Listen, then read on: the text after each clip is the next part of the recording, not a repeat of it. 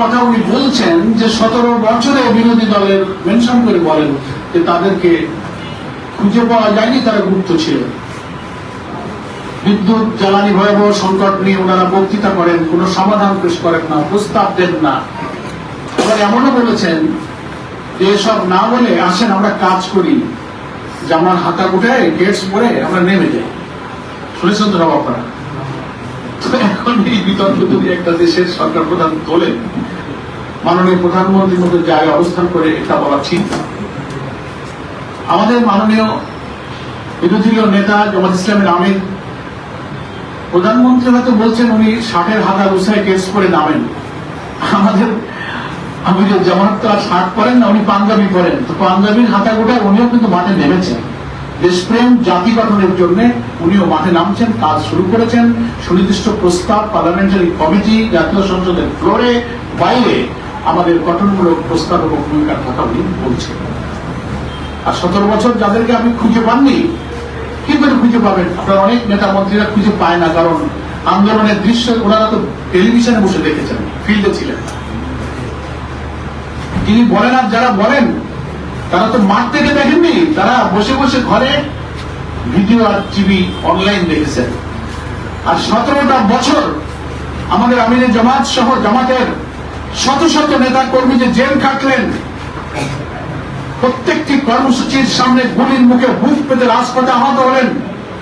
Even অত্যাচারী শাসকের বিরুদ্ধে জোটবদ্ধ আন্দোলনে যখন বিএনপি জামাত যুগপথ কখনো জোটে আমরা একসাথে কর্মসূচি দিয়েছি ফ্যাসিবাদের বিরুদ্ধে, একই জায়গায় একই ভেন্যুতে ঘোষিত কর্মসূচিতে শরিক দল হিসেবে তারা আসেনি, জামাত শিবিরের লোকেরা গিয়ে সেখানে জীবন দিয়েছে। এত লোককে ফাঁসিতে ঝুলিয়ে হত্যা করা হলো, কারাগারে নিহত হলো, জেলখানে হাজার হাজার লোক মিছিল জুলাইয়ের গণ অভ্যুত্থানে প্রকাশ্যে আমাদের এত ভূমিকা জাতি দেশ বিদেশ মিডিয়া দেখলেন, ওনারা দেখতে পেলেন। প্রধানমন্ত্রীর মুখ থেকে নতুন করে একটা গুপ্ত শব্দ লন্ডন থেকে এসে এখানে আবার হাজির হইল। এটা কি বলবো, আমরা একটা খুব দুর্ভাগ্য বলা ছাড়া, that is very unfortunate to our nation. এই জন্য আমরা মনে করি যে জাতির জনদুর্ভোগের দিকে এখন সরকার এবং সরকার প্রধান নজর দেওয়া উচিত। এইসব পলিটিক্যাল বিতর্ক জনগণ এখন আর পছন্দ করে না, এগুলো খুব পুরনো কথা। শেষেরটা আমি আগে শুরু করি। 10 বছর লাগবে, এক একটা সরকারের মেয়াদ থাকে 5 বছর, এটা মাননীয় প্রধানমন্ত্রী জানেন। আমরা তো এখানে 90 দিনে 3 মাসে অন্তত কতটুকু করে জাতির কাছে পরিষ্কার করে দেয় তা তো প্রস্তাব দিলেন। আমরা বলছি না যে আপনি শতভাগ সংকট সমাধান করে দেন 90 দিনে, তো আপনি 10 বছর 20 বছরের মহাপরিকল্পনা, অর্থমন্ত্রী বলছেন, এত বিদ্যুৎ মন্ত্রী বলছেন 40-35 হাজার কোটি টাকা লাগবে, এত অভাবের কথা আপনি জনগণের কাছে বলেন কেন? বাজেট পাস করে দিয়েছে পার্লামেন্ট, হাজার হাজার কোটি টাকা আছে, কোন দিক থেকে কত যাচ্ছে আপনি টাকা নেন। বাংলাদেশের মধ্যে আপনি ইমার্জেন্সি কাজে এই টাকার অজুহাত, 10 বছরের অজুহাত, এটা জনগণ কিভাবে নিচ্ছে আপনি জনগণের নাক টের পাচ্ছেন না। আমি মনে করি যে এই সমস্ত মেয়াদ দিয়ে জনগণকে শান্ত করা যাবে না। ইমার্জেন্সি বেসিস যে কোনো সরকার যদি আন্তরিক হয় জনগণের জন্য জনদুর্ভোগ দূর করার জন্য অনেক পদক্ষেপ নিতে পারে। চুরি বন্ধ করতে পারে, বুঝুনের বিল বন্ধ করতে পারে, এই যে বিদ্যুৎ কেন্দ্রগুলোতে যে capacity charge, rental, quick power plant সহ হাজার হাজার কোটি টাকা রন্ধে রন্ধে হয়েছে, এই জায়গাগুলো বন্ধ করুন। সিন্ডিকেট করে দেন, লুটপাটের মার্কেট তো খুলে রেখেছেন সরকার, এগুলো বন্ধ করেন, দেখেন কত হাজার কোটি টাকা সেভ। সেদিকে নজর নাই। এখন বিরোধী দলের আন্দোলন, গণভোটের গণরায় কার্যকর করো, এইগুলো তো কোনো উপায় নেই। বিভ্রান্তি আমরা, বিভ্রান্তি ওনারা, এটা দিয়ে দুর্ভোগকে ঢাকতে চান, ব্যর্থতাকে ঢাকতে চান। ফার্স্ট প্রশ্ন তুমি কি বলছিলে মজা? তোমার পরে হচ্ছে যে আপনার তো বিভ্রান্তের কথা বলেন, আরেকটা হচ্ছে যে 6 বছর যেটা 2 বছরের আগে যেটা বললো অর্থমন্ত্রীর কথার মধ্যে এক ধরনের ওনাদের কথার প্রতি তো মিল নাই। 6 বছর তো আরেকজন কইছে প্রায় 20 বছর লাগবে।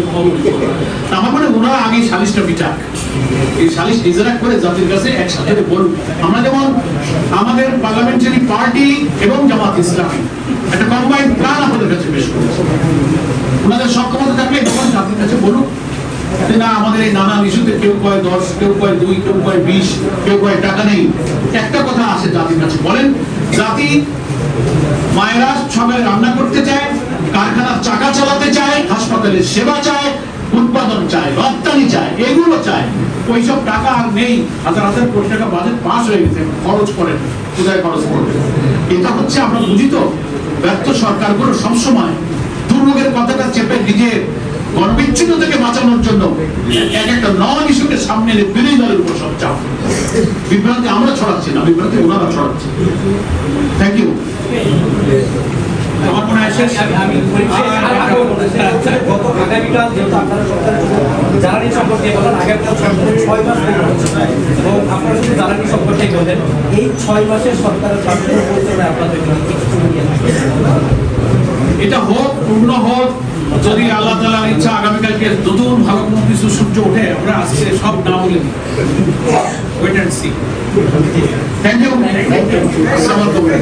মির্জা ফখরুল ভাই বলছিলেন না, যদিও উনি মহামান্য রাষ্ট্রপতি রাস্তার দিকে হাঁটছেন, কিন্তু মন্ত্রী থাকাকালে উনি বলছিলেন যে আমি তো দেখছি সরকারের 5 মাস হলো কোনো পরিবর্তন হয় নাই, যে দুর্নীতি ঘুষ দুর্ভোগ সব দিকে গেছে। তা আমার সার্টিফিকেট লাগবে না, সার্টিফিকেট তো দিয়ে দিয়েছে। Thank you.